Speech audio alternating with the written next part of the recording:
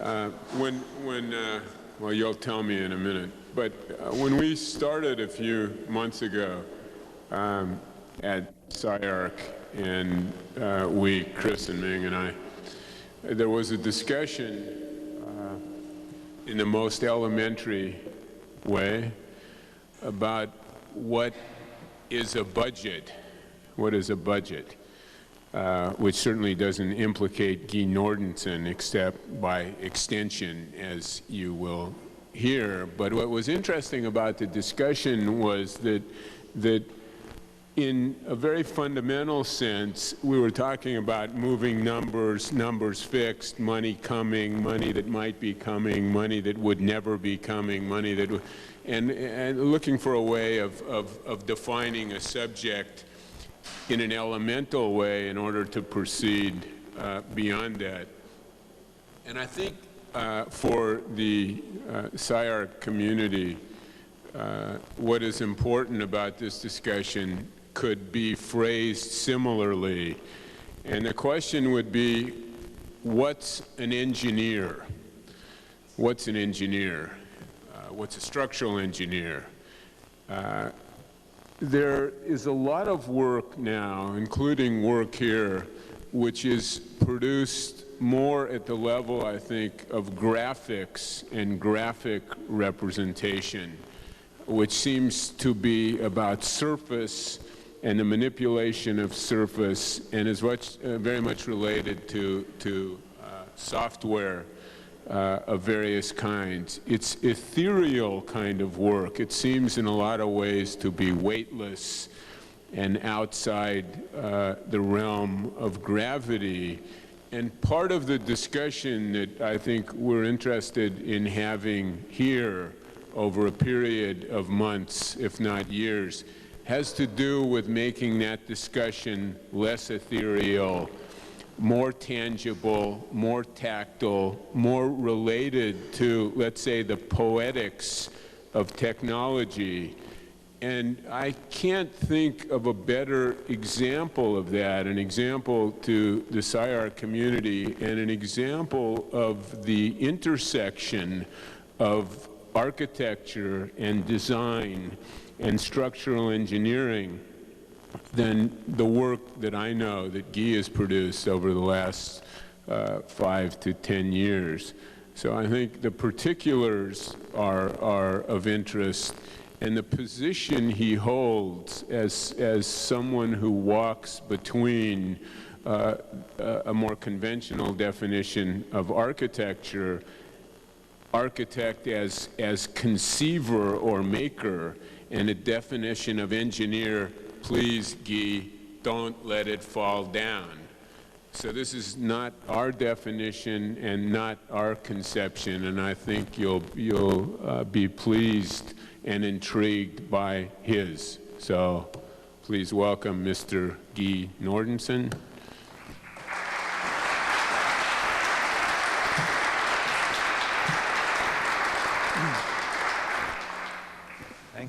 Thank you, Eric. It's a pleasure to be here. I've put together quite a lot of material, but I'll go through it at a good pace. I have organized the material sort of in 3 parts, not necessarily of equal size. The first is some introductory slides, which actually, if could you put a little cover on the lens for the computer thing, so we don't get that. The first part is slides that will try to elaborate actually on what Eric was talking about in terms of the work of engineers in the larger context. The second group, and it'll include a few projects, but very briefly. The second group will be a couple of projects more in detail. And then finally, I want to show you some material off my computer, and which has to do with some of the work we were doing recently at the World Trade Center site. Let's try, see if this works. Great. This series, I think, has been called Make It New, which is, of course, from Ezra Pound. And the interesting thing for me about that title, and what I want to try to elaborate with some of these slides, is that in making things, in making architecture and engineering, the idea of making something new often has to do, I think, with the possibility of making discoveries. That it's a kind of reading that happens both in the actual process of working and, I think, in the end result when you come around and look at it. A term that I've always liked is the term or the phrase pattern and structure, that the difference between a pattern and a structure, the difference between something that in fact happens on the surface in some ways, or has to do with appearance, and, if you will, underlying structure, physical laws, or something that's more abstract or hidden. And there is this, I think, constant interplay between pattern and structure that occurs in different ways, and that has to do with the way that I like to work. This little arch here in a garden in Roangy, and the shapes on the poem by Apollinaire. I'm afraid the slide on the right is a little dark, but textures that one sees and tries to understand. On the right is actually a slide from the Ridgeway, and this might show it a little bit better. There is in England the path that goes from the southwest end of the island towards the north east, and it's the old path that in the megalithic period, settlers who came across the channels originally settled the island. And it's called the Ridgeway, and it's the longest continuously traveled road, I think, anywhere in the world. And along there are all these earthworks, effectively, that were developed in that period, 2,000 to 3,000 years before Christ. Stonehenge is on this, Avebury Circle is on this route, and including the White Horse, which this is a photograph of, which is a figure of a horse that was scratched off the surface. These are chalk downs, and in fact the reason why this path is there is because of the chalk. The water pours off, and so there are no wild animals that come at night and so on. Anyway, this figure of a horse, which was made about 7,000 years ago or so, by scratching off the topsoil, has been maintained over that period of time by the people that live around there. And I think that awareness of things like that, awareness of the fact that some of the topography in a place like the Ridgeway is man-made, but made so much long ago, has to do with that kind of reading that I'm trying to allude to. This is in Oxford on the left. It's a great building. It's the Oxford Museum, which is a semi-Gothic structure with an incredible glass roof that is a rereading of Gothic in that period. And then when you see a church like the one on the right here in Lisbon, where the arches are left alone, and how you understand and interpret that. Can I get the left one to move? Thanks. This is a bridge in the Himalayas on the path up to the base camp of Mount Everest. And it's one of many bridges like this where there's a piece that cantilevers off the side and then is supporting the other piece from the other side. So in structural terms, you have this simply supported beam held up by a cantilever on one side. A very simple exercise in extending the capacity of that size of a little wood beam in order to get across that path, which becomes a kind of pattern there for you to interpret and understand, and so on. All kinds of structures in that part of the world which are integrated into the landscape. Bridges that were built more recently on top of bridges that existed before, and bridges from the more recent constructions that were done. The bridge on the right is by a Swiss group that has come into the Khumbu in that part of Nepal to help rebuild some of the bridges, and is obviously inspiring itself from the older bridges. A kind of also perpetuation of patterns that goes forward as well. More recently, when you look at Mayao's work, or on the right, Myron Goldsmith's amazing design with T.Y. Lind for the Ruckatucky Bridge that would have been above the Auburn Dam in Northern California. These designs that in both cases are so closely connected to the topography. This bridge, the Salganatobo Bridge on the left, is a three-hinged arch bridge, which means that at the bottom end of the arch there's an articulation that allows it to rotate, and in the middle at the midspan there's an articulation that allows it to rotate. And the reason is that the mountain on the right is growing at a different rate than the mountain on the left, and so over time the bridge is able to accommodate that movement. On the right, in the Ruckatucky Bridge, the anxiety and studies that were made to try to deal with the possibility of a forest fire and what would happen to the cables if they expanded, but the necessity to build it this way because the piers were going to have to go too far down, and the brilliance of taking an arch form and actually laying it flat and using the weight of the bridge and the array of the cables to pre-stress that arch. So in fact, you've got a horizontal arch. You're sort of turning gravity sideways in the way this thing was designed. So there is a possible understanding and a possible reading, but it's not clearly obvious. You don't necessarily get it at first, if you will. Just to celebrate Myron Goldsmith, this Kitt Peak Observatory that he did on the left near Tucson, Arizona. It's an amazing structure that is, you know, one of our versions of the Acropolis. Can we get the one on the right to move? Actually, go back one on the right. There you go. The other thing in the sense of continuity,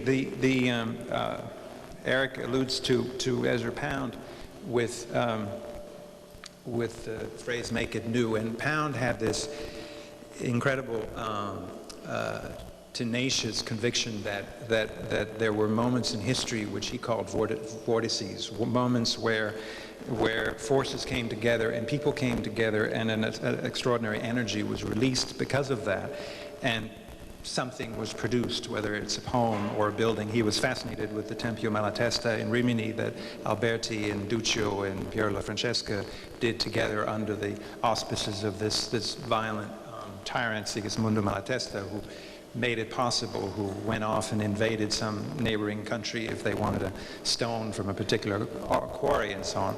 Well, in the case of the Menil Museum in Houston, that Piano did with Peter Rice and Tom Barker and Dominique de Menil, the client, and Walter Hopps, the great museum director who originally came from here, you had the perpetuation of ideas that de Menil had accumulated through her experience working with Philip Johnson, through her initial commissioning of Lucan to do a design for that museum, who carried over the ideas from the Kimball, the top lighting, the spread out quality of the building. That got carried forward so that when she met with Piano and Rice, they evolved toward this notion of this top-lit structure, which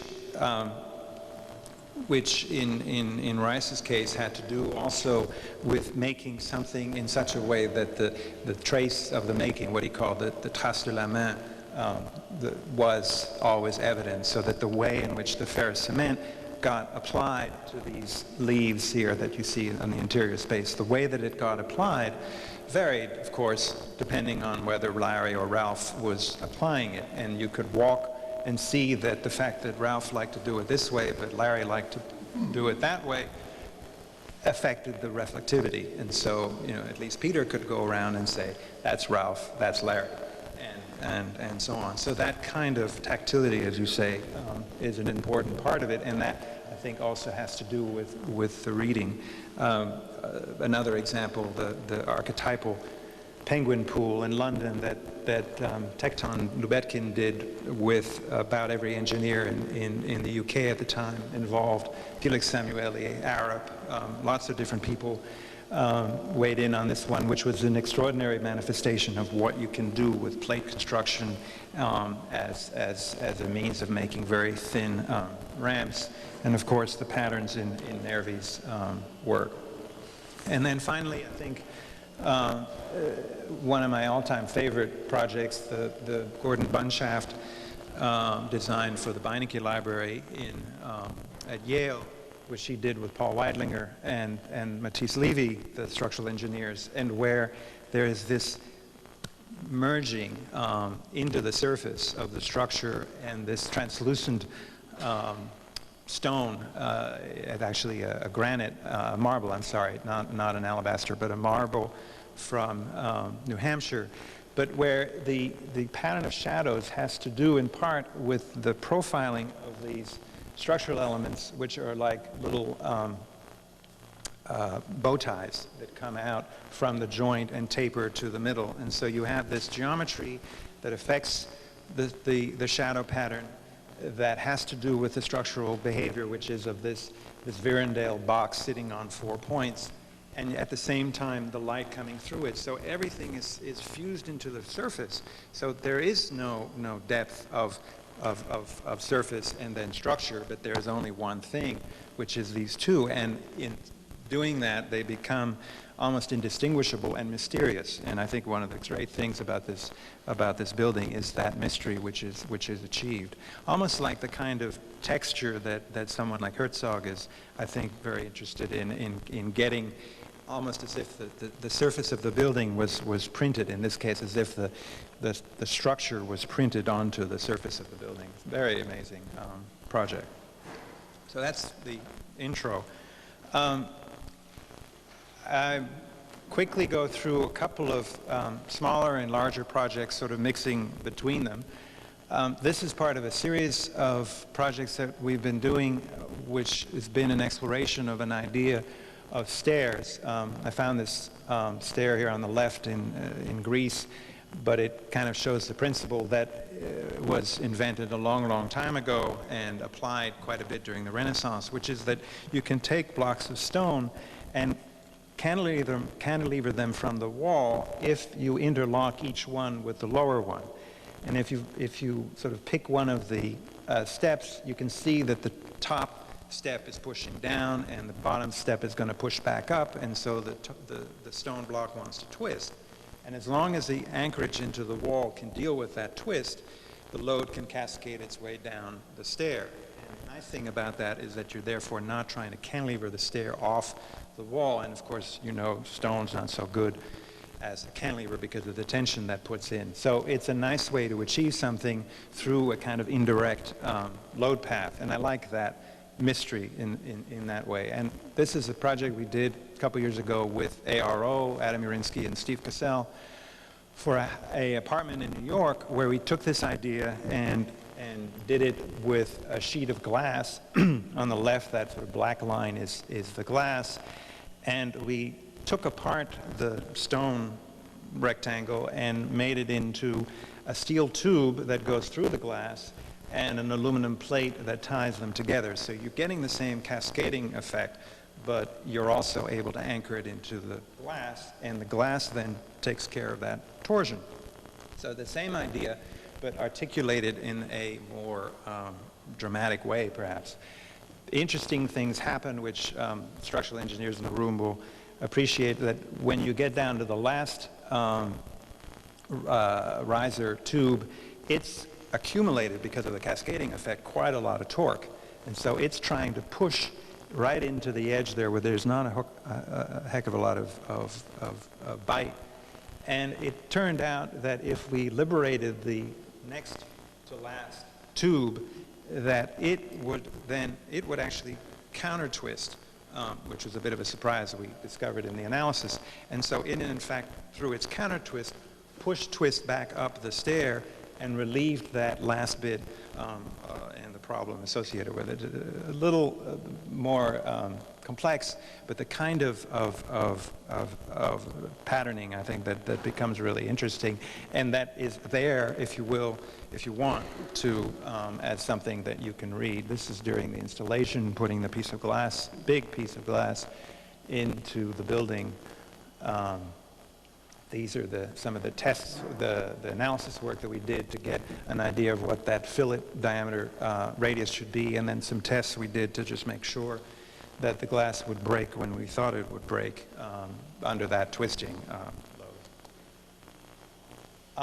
Actually, this is an earlier project, but a similar thing, and also the same idea of tradition and continuity. This is a canopy I worked on when I was still working at Arabs. With Smith, Miller, and Hawkinson, which was at LaGuardia Airport, and it's sort of a homage to Rice and the Menil idea of having a truss that's made up of a panel and steel, and in this case the panels are made of carbon fiber reinforced plastic, and they're actually quite light. They're about a third the weight of the equivalent in plywood. This is another interesting. This was also when I was working at Arabs. This is the Santa Fe Opera House, which was a roof that had to be bigger but supported on the same columns as the older roof, which had been there since the 50s, and so came up with this truss cable structure which could take the larger load in a more efficient way and then get it down to the existing columns, which everybody then decided to call the mothership. That had landed in the Santa Fe Valley. This is actually part of a series of projects that I'll show you that we've worked on over the years with Steve Hall. This is under construction, the Helsinki Museum, Kiasma, and I wanted to show this slide because it's the first of a series where we were playing with the idea of taking the poché that's usually in the ceiling, where mechanical systems and so on are, and putting that in the wall so that we could free up the ceiling and expose the structure.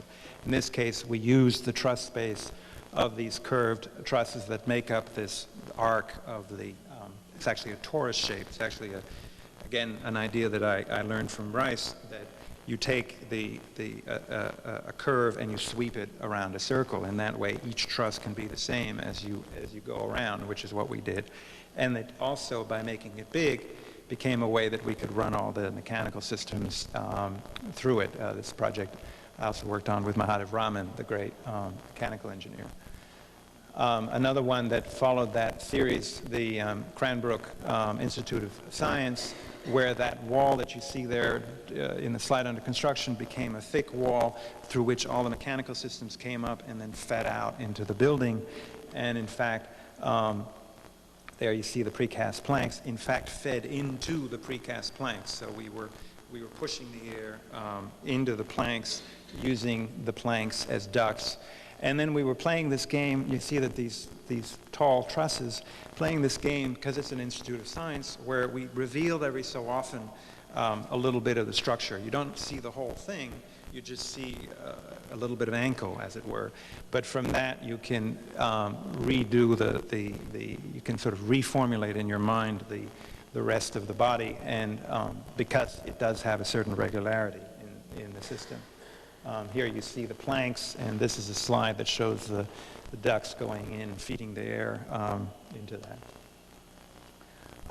This was a project a little bit more recent. This is I worked on this together with Skillings, the engineers in Seattle, who also did Gary's EMP building there, and now working with Rem on the library. They're very talented engineers. And this is a museum that Steve Hall designed, which is a gunite shell with steel structure on the inside. So that outer surface is the concrete wall structure that stabilizes the building, and then inside is actually spanning to it is the lightweight steel structure. This is a project in Minnesota, the School of Architecture and Landscape Architecture of the University of Minnesota, also with Stephen, which continued this idea of putting the mechanical systems in the walls and bearing the ceiling. And so the walls are thick through this copper-clad wall. All the air and everything comes up and is fed from the sides. Since the building wings are fairly narrow, it's possible to do that. And then we developed, since it's this kind of cross shape, developed this idea of having each of the frames sort of march out from the center, without having any structure going in the other direction. So there was a slight sense of lightness achieved by not having a complete frame, but as you can see on the top there, just having planes marching out as you went. A subtle effect, I think, if you can move this one, but one that I think worked well. You can see that again here at the top.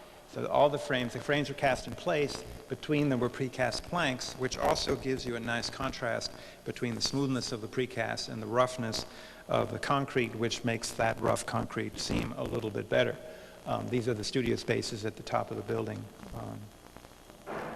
And in that series, finally, this is a project we're just wrapping up, which is the School of Art at Iowa, which cantilevers over a lake there, has a bridge structure, and is, in this case, a steel structure with plank, but again, pushing air through the planks in order to leave the structure exposed.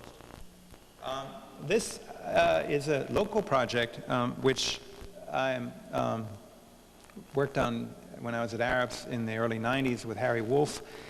This would have been a tower downtown on Flower Street, and it was a case where I think we're pretty successful. Harry was very successful in developing a layering of patterns, the structure, the louvers, the service spaces backed up against the back wall, so that you had this, I think, quite beautiful patterning happening all in the surface, which created the elevation of the building. This was an eccentric braced frame idea that we had, which actually turned out to be quite economical. This,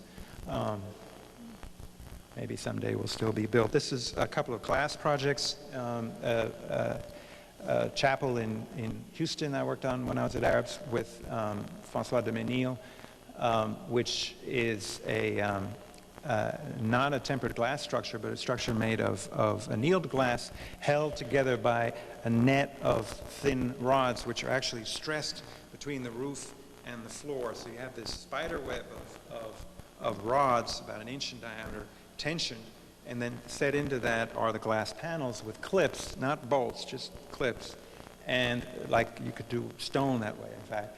And the whole thing is stabilized by the interaction of the glass and the rods.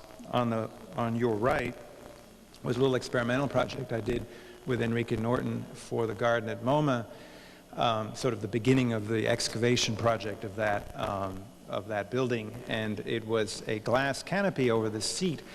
And the glass canopy was designed with a factor of safety of 1.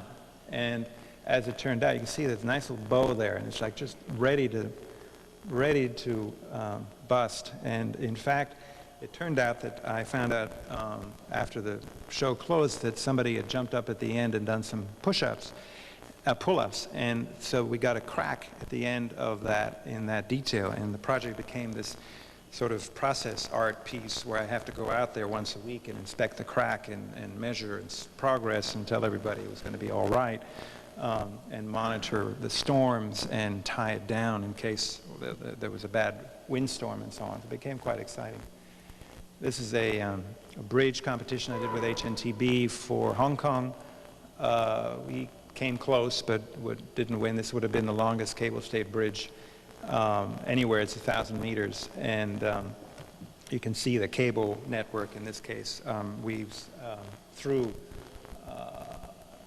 And then back to the stair story. This is actually the Palladio stair in the Accademia, which is one of the great examples of this. And on the right is a store that I had a chance to work on with Michael Gabellini in Venice, so across the canal from the Palladio stair, which again, to move that slide. No, just, sorry, don't move it, just. It's a 4-flight version of that stair. In this case, made of steel boxes cantilevering off that central wall and tied together not by overlapping, but by just putting a little inch, actually 1.5 inch diameter solid prop at the end. So the cascading happens, but out at the end so that you can then see through it. If you could just advance this one.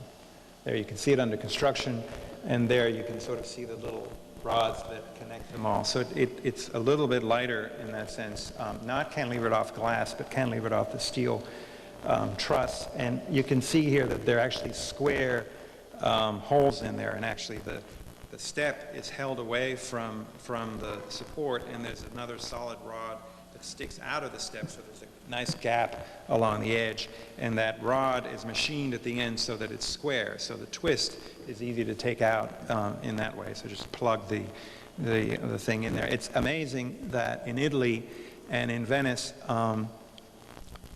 the craftsmanship that's available through the northern Italian area is very, very precise, and we were able to do something there that, for example, we were not able to do in New York, and build something with zero tolerances, which was great. This is another project with Harry Wolf that we finished a couple of years ago. This is the parking structure at Disney Anaheim, the largest in the world. It's a huge, and I think quite really almost a Curacao space. This is the areaway in the center of the thing, and this is, you can see how gigantic. This is taken from one corner of the structure. The corner is sticking out a little bit, almost into this ramp, and so we got the structure to come out and just span and leave that hole there and have that nice. Actually, at one point we were trying to persuade everybody that we should do without that column, and Harry had a nice model where it was possible to take the column out and say, see, we don't need the column.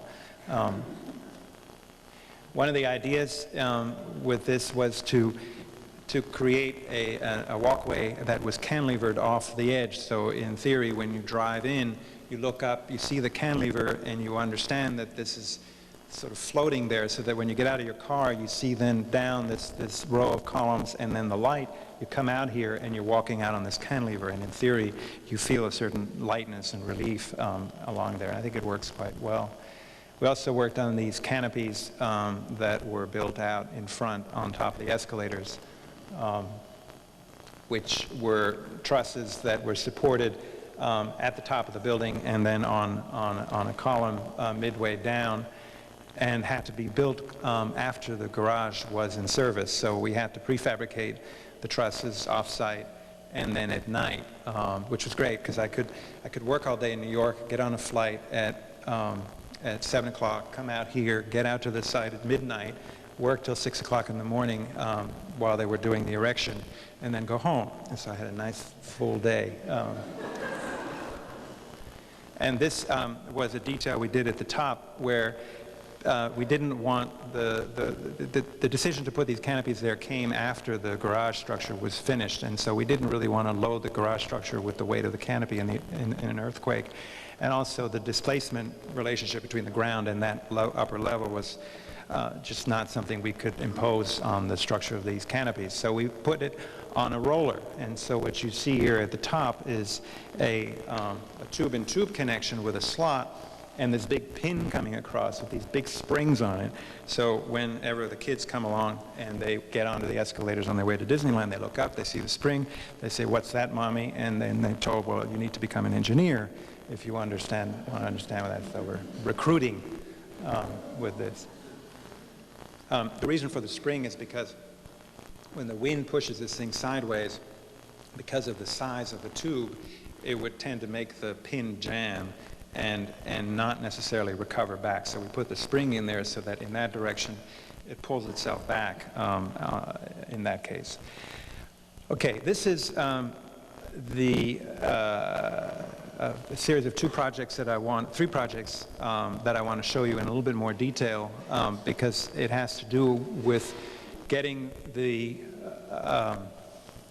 process of construction to be part of the meaning and the history of the project. I think that it's really important to be conscious of how things, not only how things get designed, but how things get built, and so that the entire experience of a project from the beginning of design through its completion becomes a kind of integrated and fruitful experience and different experience for everybody. And that in some cases, I think the memory of the construction becomes embedded in the project, so that the people living in a community watching something go up remember that and keep telling that story. It's a little bit like the White Horse image in the Ridgeway, this sense of continuity and perpetuation of ideas, which again goes back to Pound. This is a church outside of Rome, which was a competition I worked on, again, when I was at Arabs with Richard Meyer. And it was a competition that involved Frank Gehry, Peter Eisenman, Calatrava, Banish, and Richard. And Meyer won.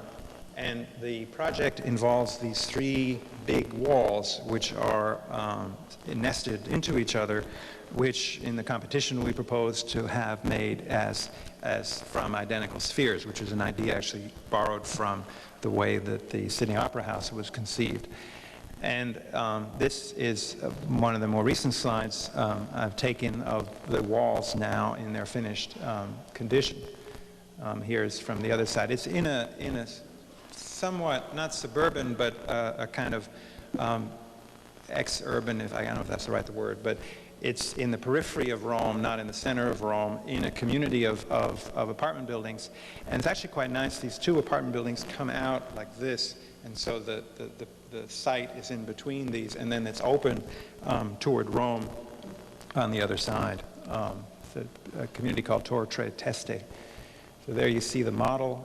Notice on the right, you can see this truss, which I'll show you a little bit later, which is at the top supporting the glass roof over the church. Now, the story of this is interesting, that when it was conceived in the competition, it wasn't entirely clear how these things would be built. And I think the preconception in Meyer's office was that perhaps these would be steel structures clad with some kind of metal panel. And when we went to Rome the first time to meet with everybody, including the engineers that we would be working with in Rome, Michetti in particular, we actually arrived with a couple of different options. One was the steel-clad option, one was the cast-in-place option, and then the third was, which was my favorite, was the stacking up of precast blocks, which to me seemed like something that evoked some of the constructions of the early Romans and also evoked Pierluigi Nervi and his way of prefabrication for the buildings he'd done. And so we presented this idea, and fortunately Michetti, the Roman engineer we were working with, had been a protege of Nervi, so he was nodding. And the main contractor and also supporter financially of the project was Italcementi, the big cement company of Italy. So the idea then of exposing the concrete took hold, and we proceeded with this notion of prefabricating this out of blocks that would be stacked up and post-tensioned together. Italcementi and an engineer named Guala at Italcementi then devised this way of constructing it by building what everyone called La Macchina, which was this giant orange thing that you see here, which moved on railroad tracks and wrapped itself around the location of the shells. And so here you see at the beginning, you can see the railroad tracks. There's a set of them that match each of the shells, and so it moved. They moved the machine whenever they went to build the next shell, and they worked their way across that way. There you see the rails, the counterweight, and so on. And there it's moving around. So you can imagine this thing moving as, you know, children are growing up in these apartment buildings. It went up about 2 blocks a day. So, you know, one of those units, it took a day. In one day, they were able to put up 2 at a time. So it took quite a while to make. Here you see actually the device in the middle of the machine that placed the blocks. The blocks would be lifted up from the ground, tied to this armature, put into position on a platform that was able to move up and down to whatever level it needed to be, and then hoisted onto this gizmo here, which was on a movable table, which had hydraulic actuators that allowed it to position itself at any angle that it needed to be, all computer driven, and then it would turn around and it would place it precisely in the position where it needed to be there, and then the couplers would be adjusted to tie them together. As it went up, they would post-tension it sequentially so that it were always clamping each piece down to the ones below. Since this thing leans back, it needs a certain amount of post-tensioning to hold up. From a structural standpoint, one of the interesting things is that when you analyze this, clearly when you get to the edges, you get a lot of bending. But when you get out in the middle, away from the cutouts and the edges, it actually thinks it's a shell. And so it is behaving just like one of Nervi's shells at the locations away from the edges, which is quite nice. So it's good compression, shell action in the sort of the middle of the field, and then it becomes more complicated bending and compression in other areas. It has to span over these big openings, so there's obviously a lot of things going on. But it got built, they made it out of really beautiful cement, white cement. They did an incredible job of manufacturing the blocks, and it's now complete. And then they're in the process a couple weeks ago of installing these trusses, which are a little bit hard to see, but it's a truss that sits on top of the back wall, which is vertical. And from that truss, there is, you can sort of see it through the roof, there's an arch that leans out from the truss. The truss is actually this changing geometry itself. The arch leans out, is held back with ties, and then from that are suspended, is suspended the middle of the glass roof, and then you have these rafters that are tapered and sort of, I think, make it all look quite light. This is the arch about to be installed. The second project I wanted to show you here is just been completed at MIT. This is a project I worked on together with Simpson, Cumbers, and Hager in Boston, the structural engineers, and Arup were the mechanical engineers, and Stephen Hall's the architect. And it's part of a series of proposals that Stephen made for dormitories along a corridor on the west campus of MIT, actually not far from the dormitory where I went, in fact, very close to the dormitory where I lived when I went to school there. So it was a very special project for me, and it had to do with a theme that Stephen was developing of porosity, of trying to build a series of buildings that would have the capacity to be seen through. That we did actually a scheme for something called the folded street on the right, and eventually we ended up with the commission to do this sponge building on the left. The folded street may still happen, but it was too high to proceed as of right without approval from the city council, and MIT was anxious to go, and we went with this sponge idea. This is the building a couple of weeks ago, almost finished. You can see this grid structure on the facade. You can also see these freckles across the facade, which I'll explain in a minute, and a lot of color.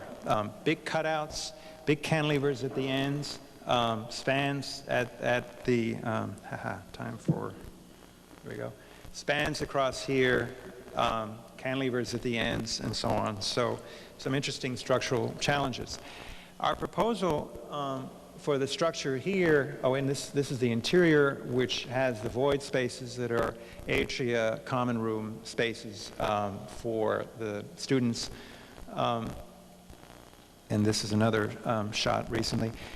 Our proposal for the structure, which met with some resistance initially, but I think in the end worked out quite well, was to build it out of prefabricated concrete grid elements, which would be, here you see one of them being installed, which would be stacked up, a little bit like the church, stacked up with these large pieces, each of which is a floor high.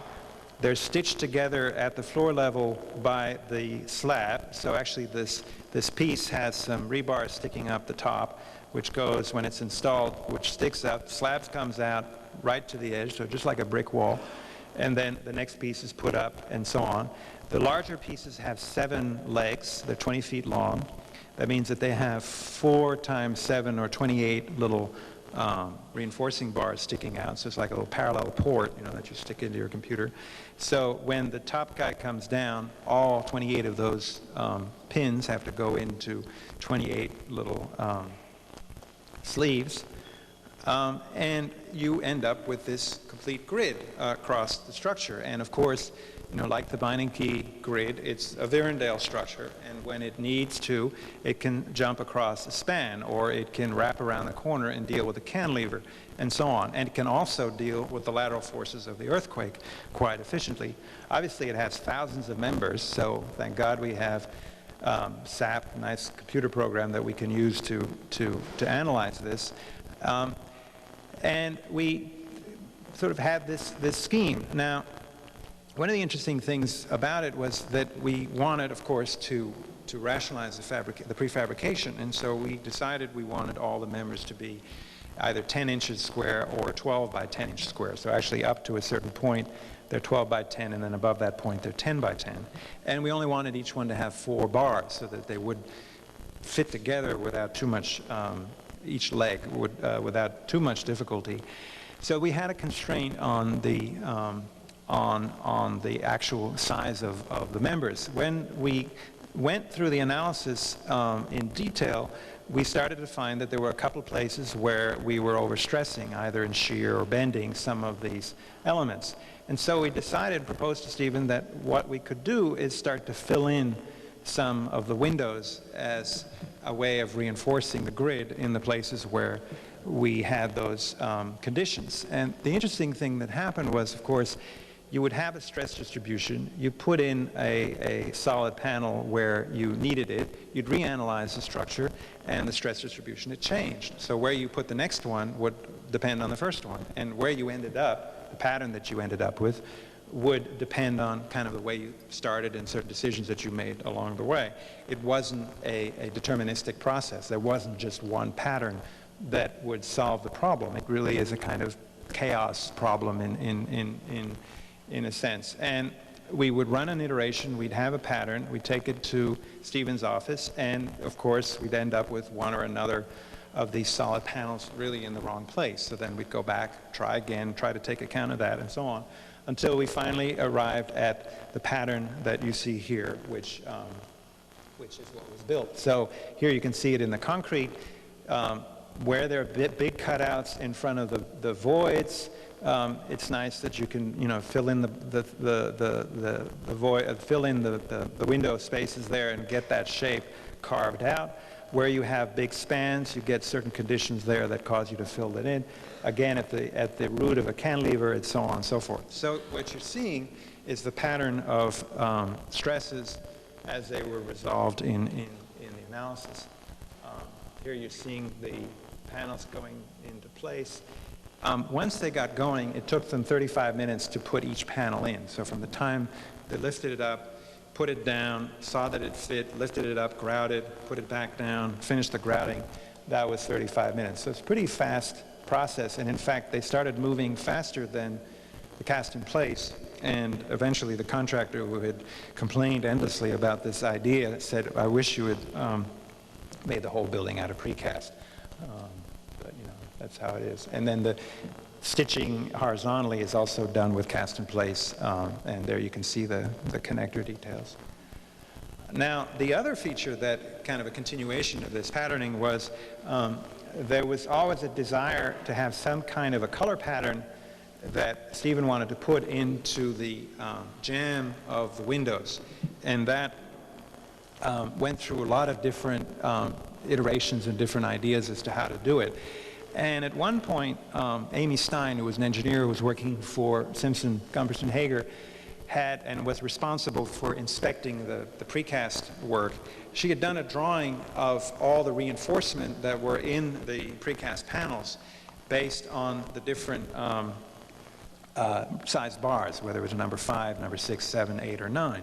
And she just did it, sort of color-coded. The number 5, the smallest bar, was blue, I think, and then the biggest bar, the number 9, was red, and it went in between across the spectrum. And her drawing was quite beautiful. And so we showed it around, and Eventually, it caught on as an idea, and it became the basis for the color pattern that you see in the return. So effectively, what you're seeing here indirectly is a stress pattern, because the rebar obviously follows the level of stress. And so when you look at this, and you have to look at it from the side, but when you look at the color pattern, you're reading the stress diagram, which of course, again, it being MIT, is great. Inevitably, I'm waiting for the letters from the students that say, we did an analysis on our supercomputer and you were totally wrong, and the color pattern should be this. This is how there's an interesting optical effect actually that you get from these solid panels, where it pushes the surface at you, and quite successful. And there you see some of the color. And there's the big cutout at the void. This is actually what the void looks like looking up. One of these voids at the skylight. These were made by the pattern in the floor was cut from a template off the digital, off the AutoCAD drawing of the shape, and then the surfaces were made by putting studs on straight lines between those different shapes from the floor. This is, yeah, I wanted to show this. This is a little bit like the Minnesota project, where we have sort of rough contrast between the rough concrete and smooth surfaces. The smoothness of the precast, the roughness of the cast in place, I think work well together. A little bit like what Kahn has with the travertine and the concrete at the Kimball, where it's not so bad that the concrete is a bit rough, because it's next to something that sets it up in contrast. This is a steel box structure that's used to make that canopy, and this is some of the areas where there's perforated panels in front of color. So there's a lot of really interesting color effects. There you have it again a couple of weeks ago. The last in this series I think that I want to show you is a project that's under construction, but it's I think in this family, and this is the extension to the Nelson Atkins Museum that Stephen got in a competition. It's an existing museum here, which you see there, and then a series of glass pavilions over a space which opens up onto the garden and is bermed over to the left side. So it's sort of partially submerged gallery structure with these light wells lighting it. And then over here is a parking structure which was just completed, on top of which is this Walter de Maria piece. And this Walter de Maria piece actually has the lights, the holes in the slab under the water project light into the space. This is a computer drawing. This is the finished product, and I just wanted to show this to you because here again there's a precast system. These are these wave tees, we call them, which are 60 feet long and have this wave shape, each supported on a column, so we could avoid, for the most part, having cross beams there, and you have this continuous 180-foot space in there. Only in the driveways do you have these frames.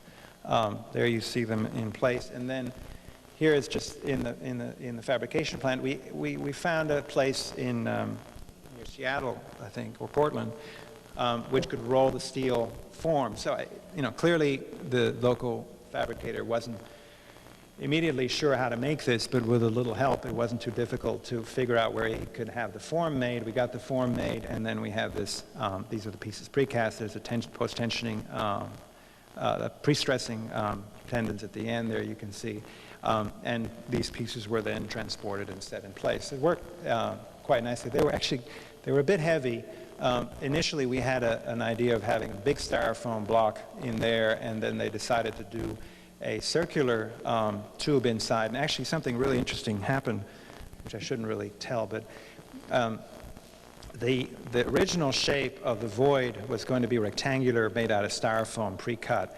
And they decided to use a sonotube to make the void in there. So there's a circular hole down the middle.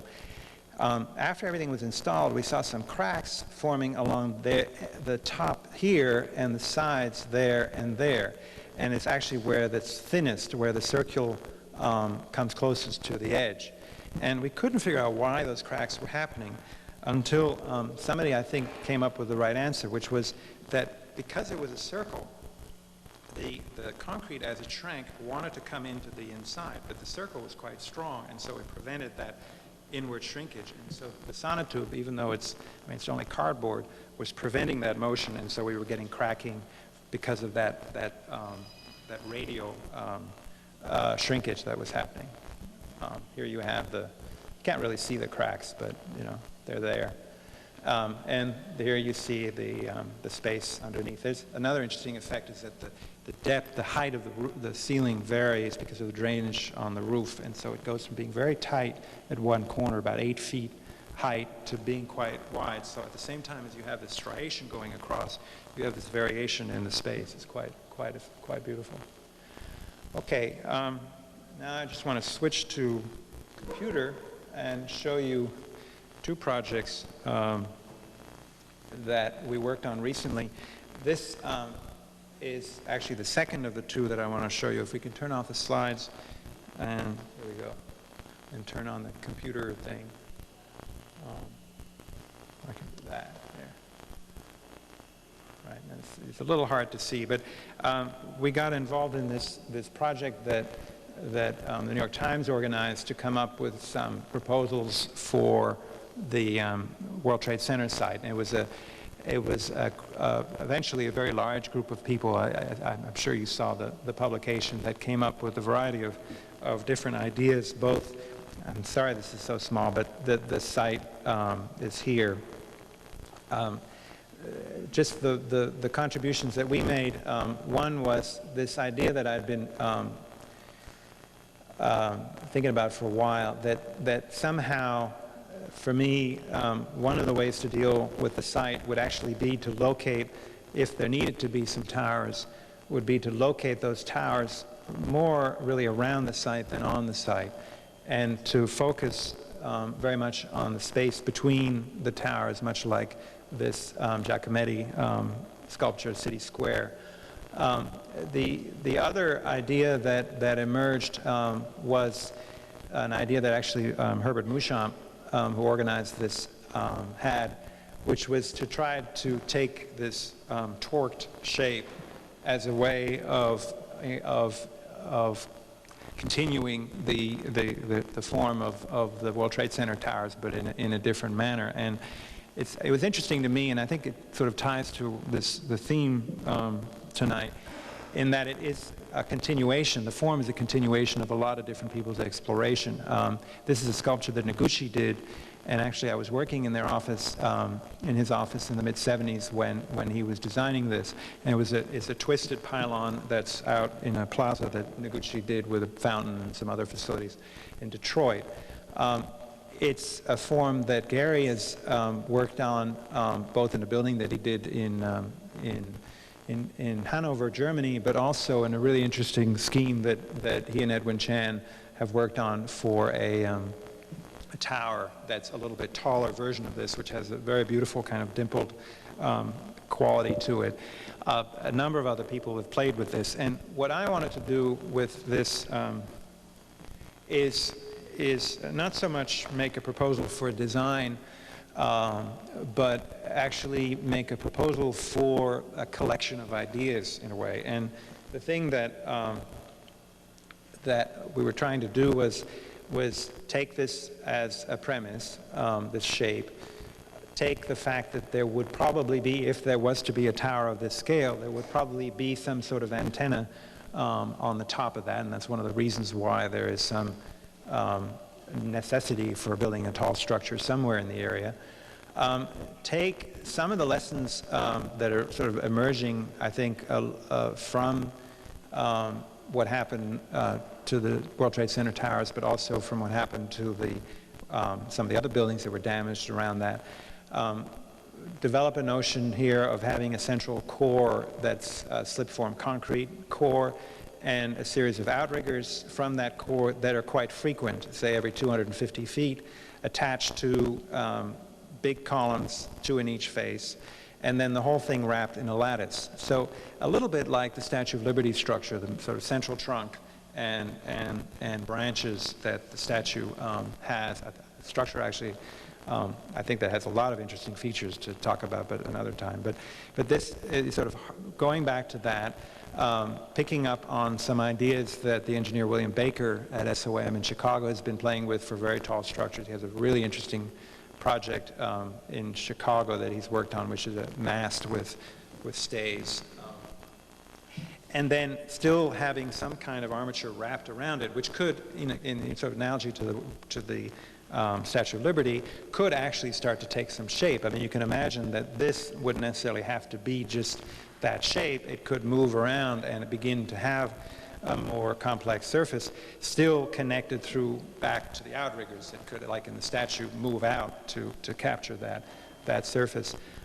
One of the interesting features, a little bit like the stair story I told you, that we discovered playing around with this, which I hadn't anticipated, was that because of the twist, at the top of the building, the columns that are on the front and the back, taking the wind load, end up on the side. And the columns that start out on the side end up on the front and the back. And so you get this sort of weird super tube effect that happens because of that twist that becomes almost, I think, a sort of a continuation of the tube idea.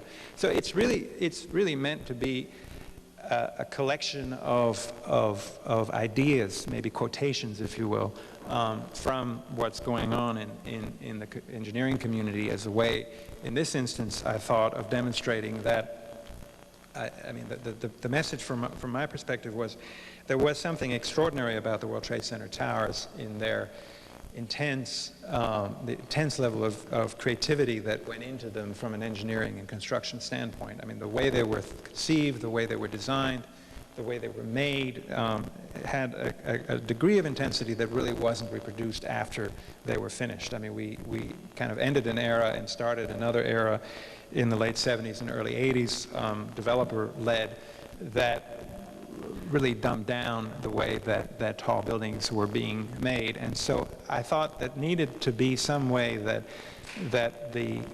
creative intensity was celebrated through an effort at something that met that. It's terrible, but these are some other images. There's that structure. So this is part two.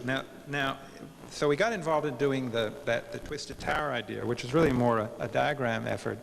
And then we're asked to help with a project at actually at a site off of the World Trade Center site. And it was clear to me, and I had some conversations with some people here as well, in LA as well, that if something tall was going to be built, it might actually be a better idea to do it off the site. I mean, in the other proposal that we had, we were actually suggesting that something could happen at the Bankers Trust building. I was involved in some of the inspections of damaged buildings around, and I have a feeling that the Bankers Trust building is probably not going to get reused, and so there's a site off-site that could be used. But even better, maybe go someplace really away from the site and do what is needed, in this case perhaps just a broadcast tower. And this was part of a story that had to do with a reuse of the stock exchange, which is over here into another purpose, and then a broadcast tower and symbol that would go along side. And the proposal that we made, and I worked with Harry Cobb on this, was to have a series of 7 tubes that would rise up from the ground and move in different, can't see that so well, but move at different angles as they go up, so that you get this form which has both, and this kind of goes back to the Giacometti idea, I think. You have this form which is got these voids trapped inside and is quite different as you move across. So you have these tubes. Tubes move in different paths as they go from the bottom to the top, and then they're linked with a series of beams that wrap around between the tubes and don't close. So there you have these the Lipo poem, right?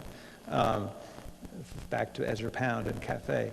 So you have these ideograms going across here that are the beams that tie the tubes together as you go all the way up. one of the, and there you see it on the site, some analysis work that we did. There's a little bit better shot close up. The interesting thing about this is, first of all, it has no center. So it's a mast, but not a mast. It's open in the center. It's got quite some interesting features in terms of wind loads. I've been talking to Peter Irwin, the wind tunnel expert in Toronto, and he thinks that there's actually a way to, and actually Les Robertson and I have been talking about this a little bit, that there's a way to arrange both the pattern of the tubes and the pattern of the cross beams so that you start to create some aerodynamic damping that would be quite advantageous in the wind. Here's a night view of the thing. We proposed it for this site, but we're kind of hoping that wherever the broadcast tower eventually is built, we may have a shot at proposing this. The last thing I wanted to show you was a video. Yeah. Switch to that, which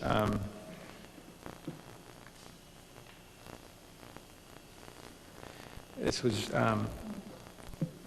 was a video made by Dieter Jansen, my office, and Emma Cobb, Harry Cobb's daughter, who's a videographer.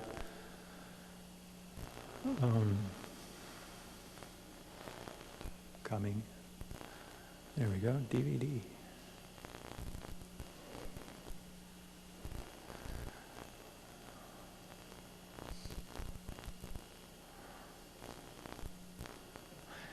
We called it the 7 stems.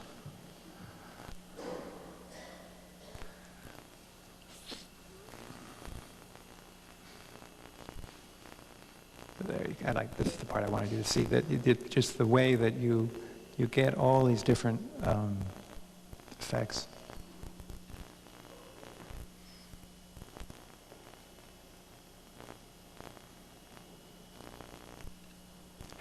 It's it can be built quickly, on time, and on budget.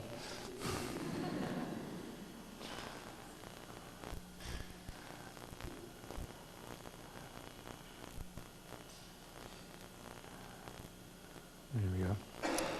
Thank you very much.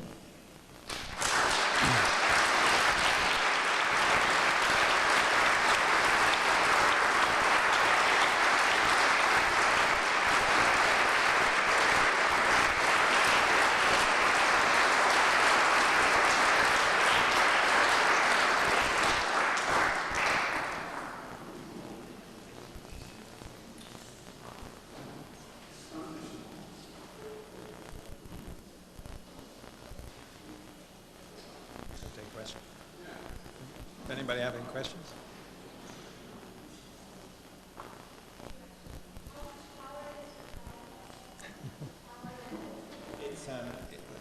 This idea is 2,100 feet tall, which is about 600 feet taller than the World Trade Center. There's a consortium in New York that has been brought together by the broadcast TV companies, 11 of them.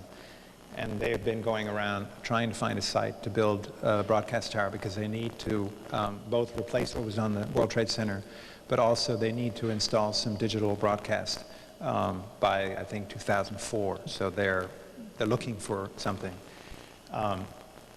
And we had some discussions with them, and they told us they wanted to build theirs only 2,000 feet, so we would have to trim 100 feet off of our proposal to bring it down to 2,000 feet because the FAA won't allow you to build anything that tall. They're looking at sites in New Jersey as well as New York City.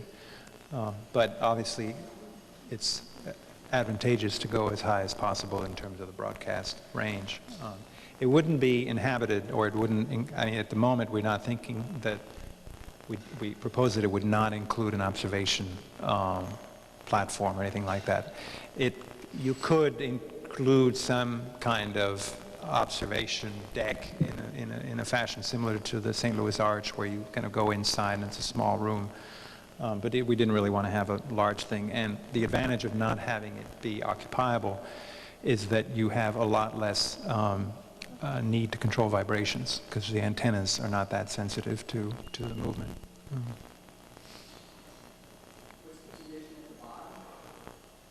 Well, the images you saw were for the stock exchange site, which isn't really that serious an option. Actually, there's a building there now, but it was part of a story that Mouchamp was interested in developing, which had to do with transforming the stock exchange into what he was calling a hall of risk.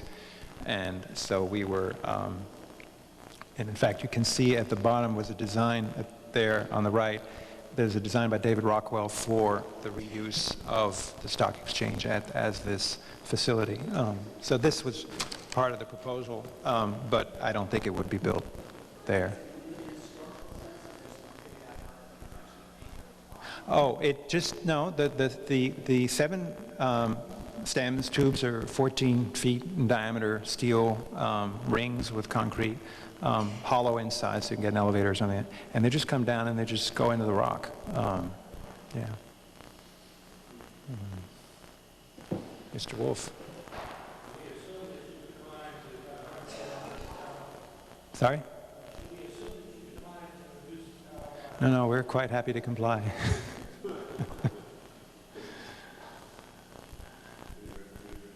Yep.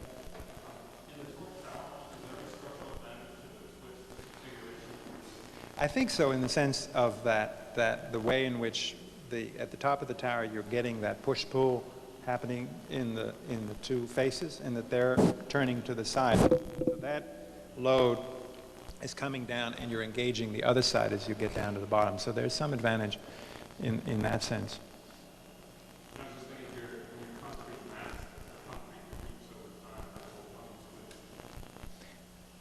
It will continue to twist. That's a good idea. I hadn't thought of that. That's interesting. That part of the twisting notion, and I don't think it works as well as we imagine, but there are there are a lot of cases in Europe in particular where they use helical ribs around chimneys as a way of eliminating vortex shedding that causes vibration. You know, the kind of effect that makes the towers swing back to back. And so by creating turbulence, you prevent the formation of the vortices, and you prevent that crosswind vibration.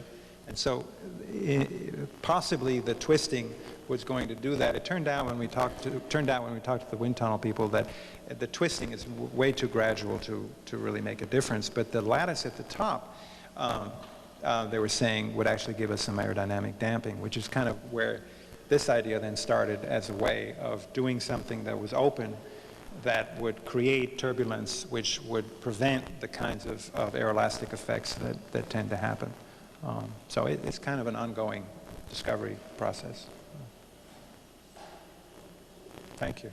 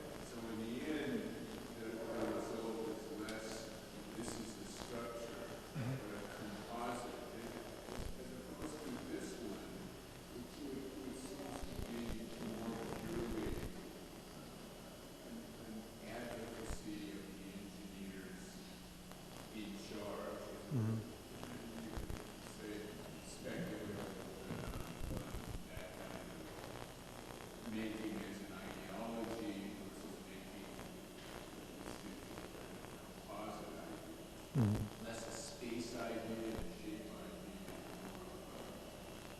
keeps it from falling down. In other words, when you analyze, you start with a twist, and then you say, okay, how do we deliver a twist? And the answer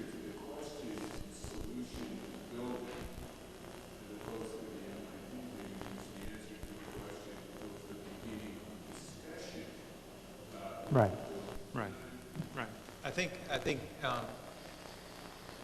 it's the difference between solving the problem as given and developing the problem as part of a discussion. And I think it's possible for that to happen interactively with other people in other disciplines, but sometimes it's also possible for it to happen internally. I think that for me, the interesting experience of this broadcast tower is trying to combine what's basically a sculptural effort, which is something that varies around, that has the kind of negative spaces in it that are of interest, with a solution that is easy to make, quick to make, sensible to explain. When you talk to, when I've talked to different people about it, to Robertson or to Wind Tunnel or to client, you can say, oh, it's going to be made like this, and it has these features, and so it starts to address itself in different, starts to have different faces to different needs and different ideas at the same time that it maintains that complexity to it. So I think that most often I think that it is achieved when you're working as a group, like on the MIT project, and that complexity comes out of those group interactions, and I think that's the most fun. But I think it's also possible sometimes for it to happen.